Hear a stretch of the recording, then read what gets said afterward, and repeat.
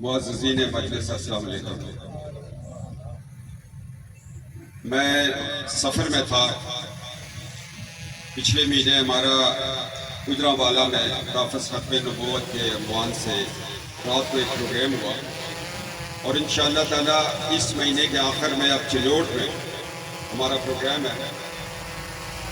और मैंने काजी असद साहब से रब्ता किया। मैंने कहा मैं सफ़र में हूँ, तो उन्होंने कहा हरीपुर आ जाएं।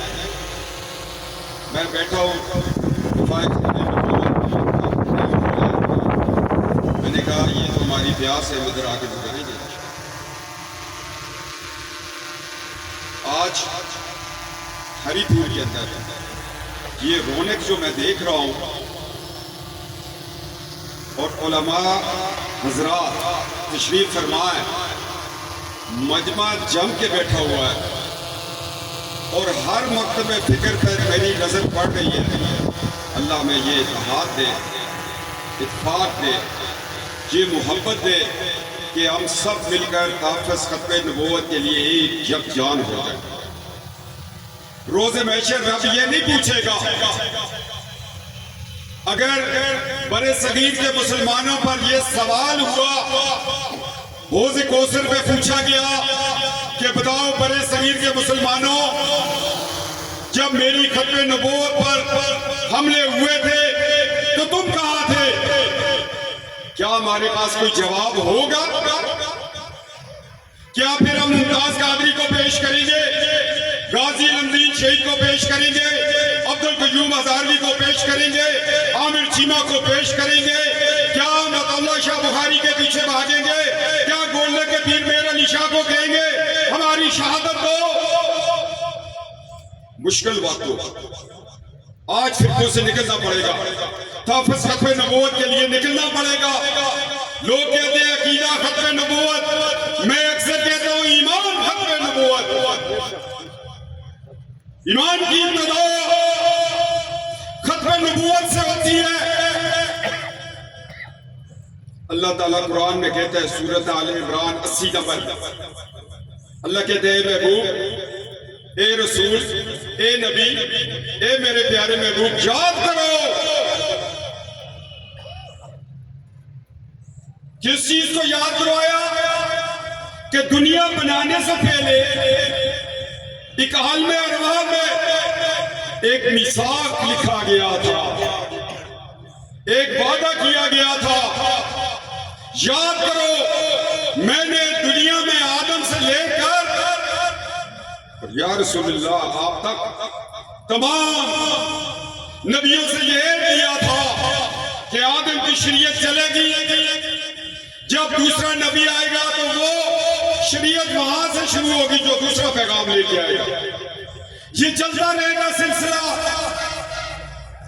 तमाम नबियों ने कहा लब्बे, ए अल्लाह हमारी शरीयत चलती रहेगी, जब तू हमारे बाद किसी नबी को भेजेगा तो फिर शरीयत उसकी शुरू होगी।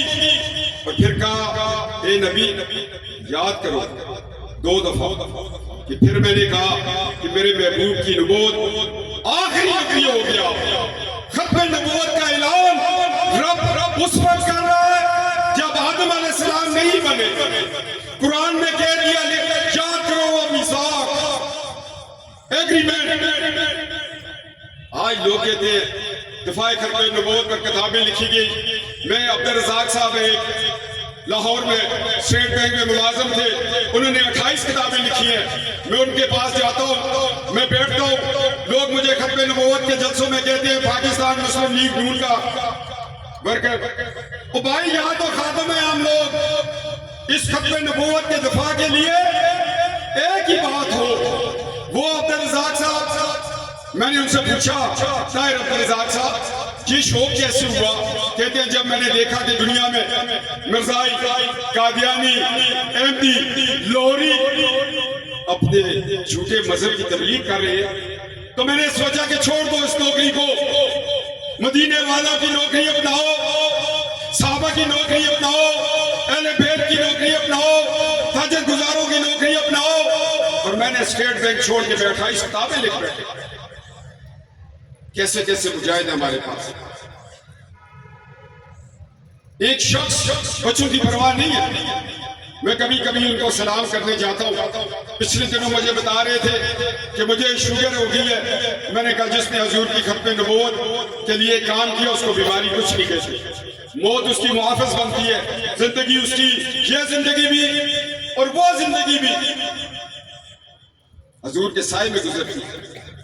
तो जब हम ये बात करते, मैं पार्लियामेंट में था, मैंने सोचा कि मेरे वालिद मरहूम MNA नहीं थे, दादा नहीं थे, परदादा नहीं थे। मैं जिस सीट पे आके बैठा हूं ये तो गुलाम गौस हज़ारवी वफे वाले की इमानत है। तो मैं इस सीट पे खामोश बैठ जाऊं। गुलाम गौस हज़ारवी वो थे, बालाकोट में कादियानियों से मुनाजरा हो रहा था। वफा के अड्डे पे पहुंचे, पीछे से तालिब इल्म पहुंचा, हजरत साहबजादा फोत हो गया। ऐसे मुड़े, उन्होंने कहा वो फर्ज किफाया कोई पढ़ा देगा। मैं फर्ज ऐन बालाकोट कादियानी को मुनाजरे का चैलेंज किया, मुझे वहां जाना जरूरी है। ऐसे ये काम आगे नहीं बढ़ा। अनवर शाह कश्मीरी रहमतुल्लाह ताला देवबंद के बहुत बड़े मुहद्दिस, हमारे परदादा साहब के शागिर्द थे, मुरीद थे, कश्मीर से आए, पौड़ी शरीफ में पढ़ते रहे। और भावलपुर की एक अदालत 1935 के अंदर एक मुकदमा हुआ। एक लड़की ने दावा किया, जज मोहम्मद अकबर थे। आज भी भावलपुर के लोग उसकी कब्र पर उस दिन जब उसने फैसला दिया था फूल चढ़ाते और अपनी हाल और नस्ल को बताते कि एक शख्स ने अकीदा खत्म नबूवत, ब्रिटिश रोज है, वकला है, कादियानी है, एक मर्द कलंदर अनवर शाह कश्मीरी पेश हुआ। 3 जिल्दों का फैसला मेरे वालिद मरहूम की लाइब्रेरी में मैंने आज भी महफूज किया। उन्होंने साबित किया, लड़की ने कहा कि लड़का कादियानी हो गया, मेरा निकाह टूट गया। अभी तो 1935 है, 74 तो है ही नहीं है। ठीक है, ये शॉर्ट करो, ये कहते हैं शॉर्ट करो। मजमा क्या कहते हैं, शॉर्ट करो या पूरा करो? बात पूरी करें। मैं बात कर रहा था कि अनवर शाह कश्मीरी रहमतुल्लाह ताला पेश हुए। लड़की ने दावा किया हुआ है, अभी 74 का आइन नहीं आया। 1935 से अनवर शाह कश्मीरी 3 दिन केस पे बहस करते रहे। जज मजबूर हुआ, उसने लिखा अगर लड़की कादियानी है, लड़का मुसलमान है, निकाह नहीं हो सकता। अगर लड़का कादियानी है और लड़की मुसलमान है, निकाह नहीं हो सकता। और ये 1935 को जब जस्टिस अकबर ने यह फैसला दिया, ताज बरतानिया की हुकूमत थी, दुनिया भर का कादियानी भावलपुर में था, मगर एक अनवर शाह कश्मीरी के सामने वो दलील ना दे सके। और उधर उन्होंने फरमाया, अनवर शाह कश्मीरी ने कहा, भावलपुर के अंदर कहा कि हमारे इमाम आजम फरमाते अगर कोई शख्स आपसे अकीदा खत्म नबूवत का मनकर आपसे दलील मांगे, दलील न देना, और जो दलील मांगेगा वो भी काफिर हो जाएगा। इसलिए कि अल्लाह का नबी फरमाता है, मैं अल्लाह का आखिरी नबी हूं सल्लल्लाहु अलैहि वसल्लम। अल्लाह खुद फरमाते हैं, ए महबूबा खातमुन नबीयीन है। ये है मुहद्दिसीन का काम, खत्म नबूवत के ऊपर और दिफाए खत्म नबूवत के ऊपर। मैं जब पार्लियामेंट पहुंचा, मैंने कहा गुलाम गौस हज़ारवी की इमानत सीट है, मुझे इसमें काम करना चाहिए। मैंने पहले दिन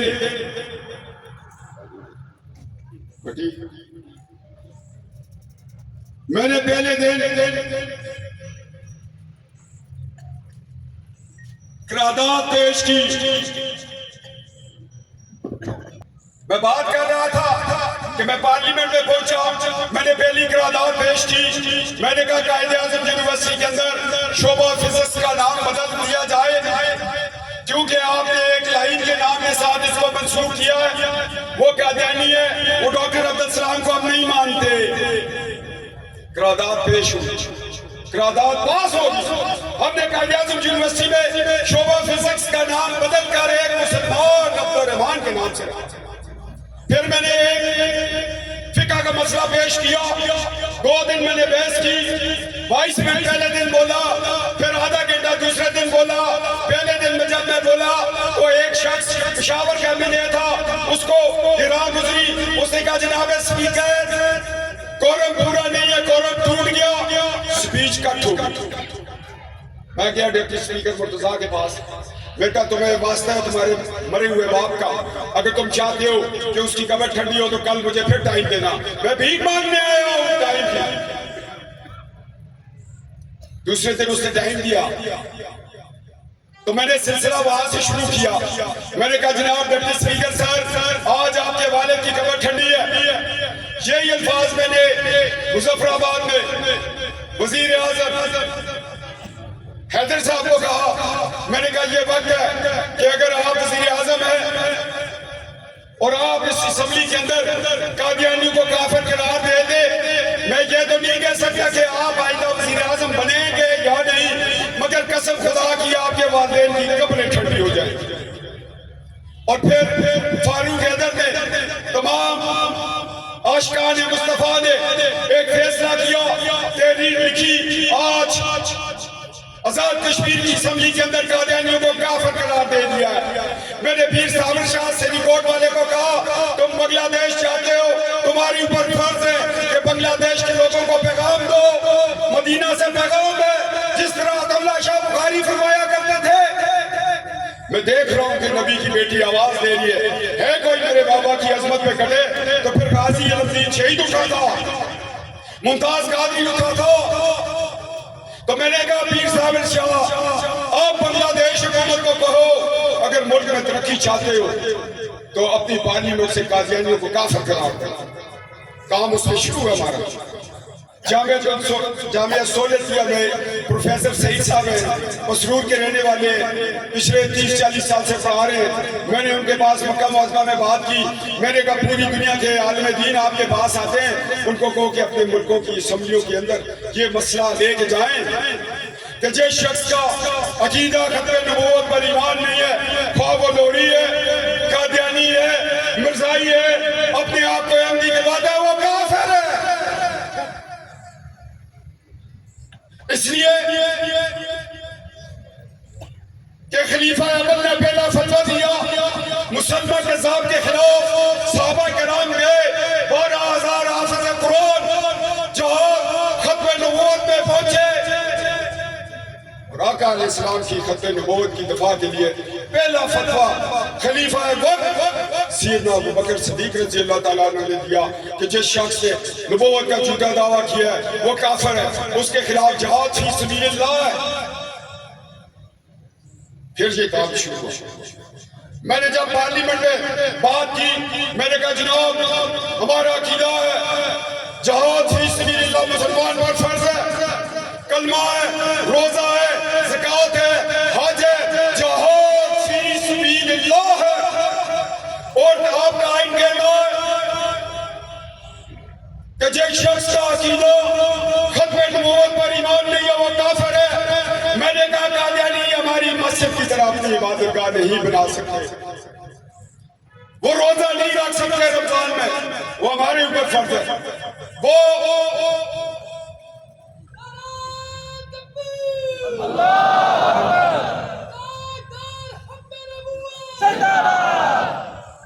जब नारा लगे ना ताजदार खत्म नबूवत तो जोर से किया करो, जोर से सल्लल्लाहु अलैहि वसल्लम। नारा भी लगे, दुरूद भी हो, सवाब भी हो। ताजदार खत्म नबूवत जिंदाबाद सल्लल्लाहु अलैहि वसल्लम, ताजदार खत्म नबूवत।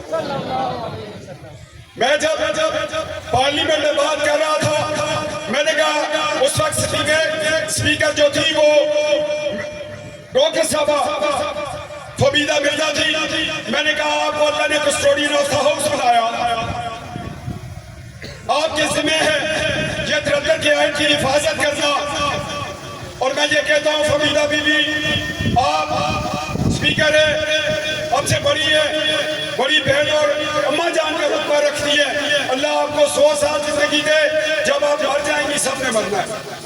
तो रोज़े महशर अपने कफन में 73 का आइन ले जाना, फरिश्ते आप पे 3 सवाल करेंगे। उन सवालों से पहले कहना मैं स्पीकर थी, मैंने एक ऐसे मुकद्दस आइन का दिफा किया जो दाफस करते नबूवत का दिफा करता था। मैंने कहा फरिश्ते सवाल नहीं पूछेंगे, बस बात खत्म।